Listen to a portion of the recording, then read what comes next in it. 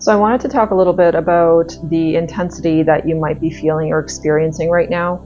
There have been a lot of solar flares. There have been a lot of massive energetic upgrades happening. There are so many different cosmic events taking place, and Earth is being bombarded with so much light that it can really bring a lot of anxiety, a lot of depression, a lot of nervousness and stress and all kinds of different sort of haywire type of experiences to the surface right now. So if you're experiencing these, then definitely keep watching, because I'm going to be talking about how to regulate your nervous system, how to calm yourself in these trying times, and how to keep yourself level so that you're not constantly in fight and flight. Hello and welcome to the channel. My name is Kata. I am a self-mastery life coach and energy healer, and I support people in becoming the best versions of themselves. I support people in ascending to higher levels and higher frequencies so that they can really truly realize what their life purpose is and live a more fulfilling life. So I want to talk about nervous system regulation because it is something that many people struggle with.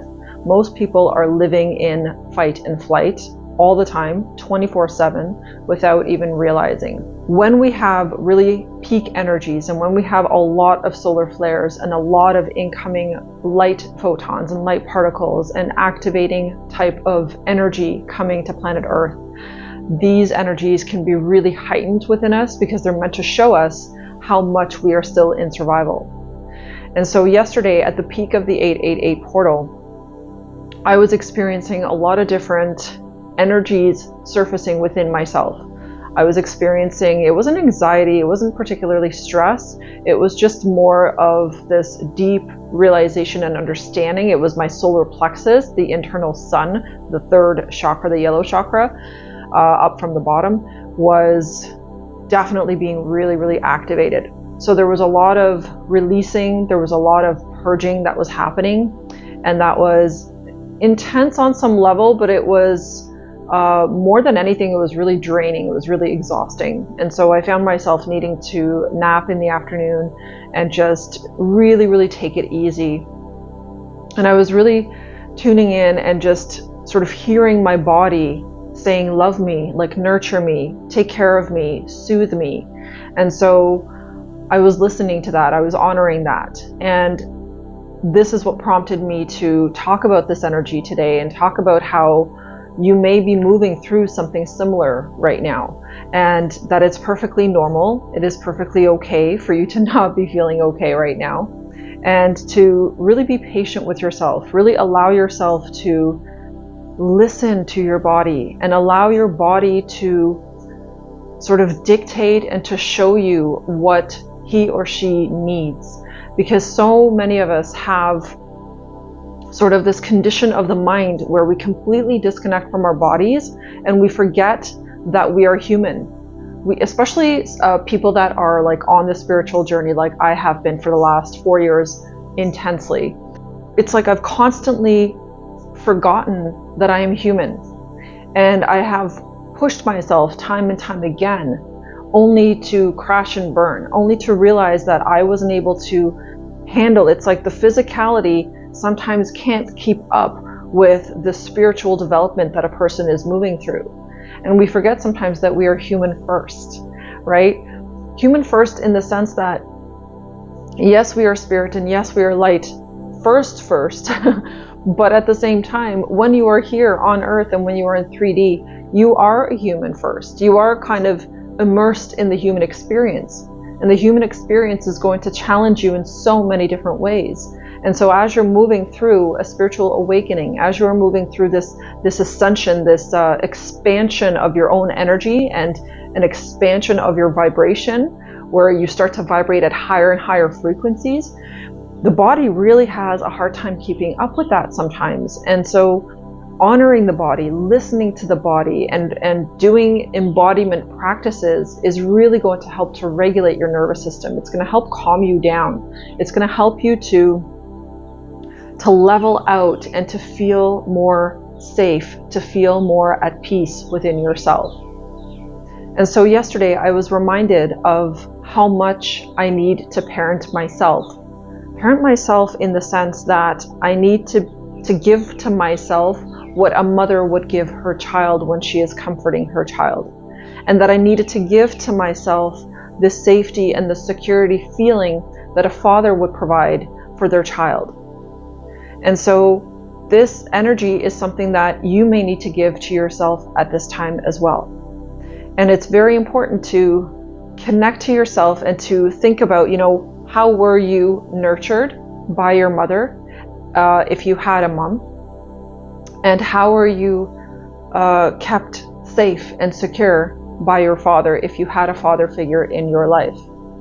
And if you are someone who grew up without one or both of these figures in your life, then this is an energy that has been missing. You may have gotten it from a mother figure or a father figure, someone else that was not biologically your mother or father, but in any case, you most likely need to give that nurturing and that safety and security sense to yourself. And the way that you can do that is by really connecting to your body, by really listening to your body and allowing your body to guide you in every moment of every day. So it's like awareness. It's about paying attention and just becoming very aware of what your body is communicating to you. So the moment that you start to feel anxious, the moment that you start to have stress arise within you, remind yourself that I am simply reacting to an external stimulus right now that I need to stop reacting to, and I need to come back into my cocoon, come back into my safety, and remind myself that everything is okay, that all is well. And it's like in that moment you are given an opportunity to nurture yourself, to give to yourself, to allow yourself to feel safe and secure once again. And embodiment practices are really important, and Yoga Nidra, for example, is something that I've been looking at more and more. I've been called to by Spirit to look at and look into and start practicing more, because Yoga Nidra, for example, is a very nurturing practice. It is a very deeply embodied practice where you reconnect with your physical body and you start to become very aware of how your physical body is feeling on a regular basis. So if that's not something that you practice, then it may be something that you might want to look into, or start small and start little by little and incorporate, even if it's just a few poses a day, but start with something so that you can start to regulate your nervous system and calm the nervous system down. As someone who has been hyper independent and have had to do a lot for myself ever since I was very young, for me it was just completely normal and sort of a regular thing to be in fight and flight 24/7. It was something that I had gotten used to. It was something that I normalized and just sort of didn't know how else to be, how else to function, because I was constantly in a state of having to provide for myself and having to, solve problems, mostly on my own. And just the fact that I left home so early at such a young age really sort of forced me into this fight and flight, into this, out in the big world as a teenager, can really make you sort of contract, right?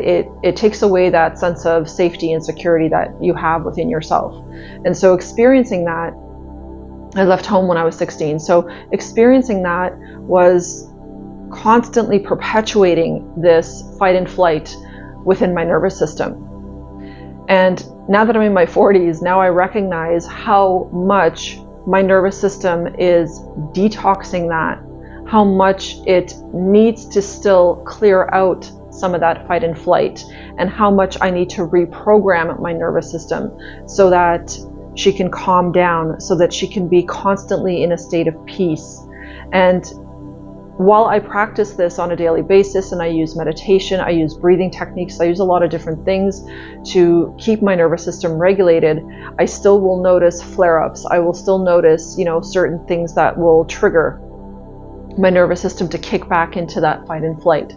And so noticing what triggers you, noticing what triggers your nervous system to spring right back into fight and flight is going to be very helpful to help overcome that nervous system programming. Because what we essentially need to do with embodiment practices is reprogram the entire system, the entire nervous system, the physical body. You know, your cells hold on to that information of constant stress and anxiety. And so the only way you're going to overcome stress and anxiety and having that response to external stimuli is by becoming aware of what triggers you, what sets you off, and constantly pulling yourself back out of that in a very conscious way. So every time that you get triggered, you remind yourself, this is just my nervous system responding the way that it has always responded. And so now I have awareness that I'm getting triggered, and immediately try to sort of pull yourself out of that situation or from that conversation. You know, it's like disconnect from the thing that is causing the trigger, the thing that is setting you off, the thing that is pulling you right back into that fight and flight, into stress and anxiety. And so the more that you do this, the more that you start to honor your body, the more that you start to honor your nervous system and honor how you are responding to life, the more that you're going to be in a state of love for yourself, the more that your vibration can elevate, the more that you can start becoming who you truly are. And this fosters not only self-love, but it actually really helps your authenticity to grow. It helps you to become a much more authentic version of yourself when you start to recognize that, hey, I have a choice in every moment, and I can just pull myself out of situations that set me off. Because I'm now consciously choosing to not be in those environments, to not allow someone or something to set me off, to pull me back into what I am trying so hard to get out of, right? Which is fight and flight.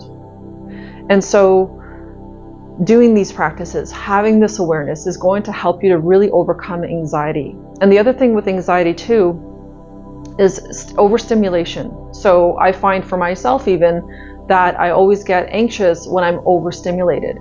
So I now have full awareness of what overstimulates me and what doesn't.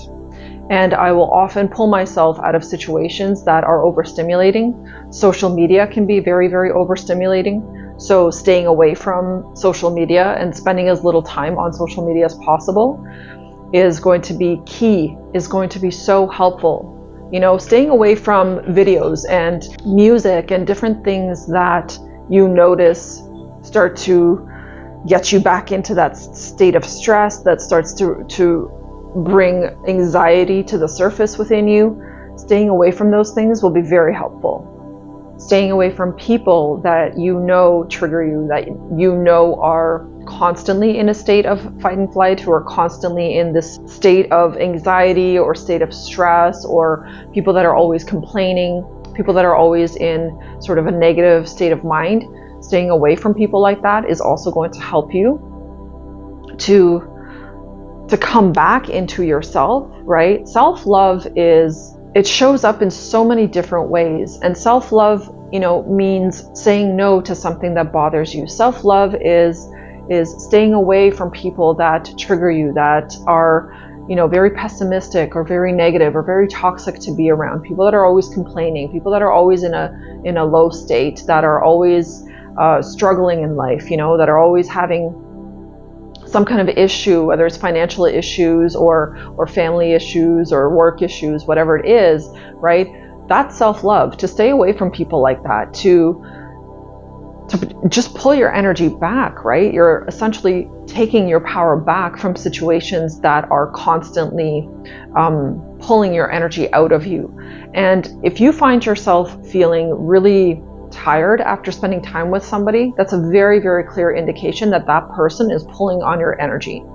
And they're pulling on your energy because they're basically either knowingly or unknowingly, usually unknowingly, they are leeching. So they're what we would call energy vampires. They're taking energy from you unknowingly because their vibration is so low. And if you're resonating at a higher frequency, then they're just kind of pulling from you, drawing from you constantly, because because like their soul needs it, right? Because their entire being is craving that higher frequency and that higher vibration. A lot of this happens unknowingly, right? It's not something that they're necessarily doing on purpose, but it's still happening. So the indication that it's happening is that you start to feel really tired around them. Also that you start yawning. When you start yawning a lot when you're around somebody, that's because they're pulling on your energy, and you're vibrationally picking up on an energy. Even if you're not aware of it, you're vibrationally picking up on an energy that is draining you, that is causing you to have to transmute. So I know for myself, if I start yawning around somebody, it's because I'm transmuting low vibrational energy within their field.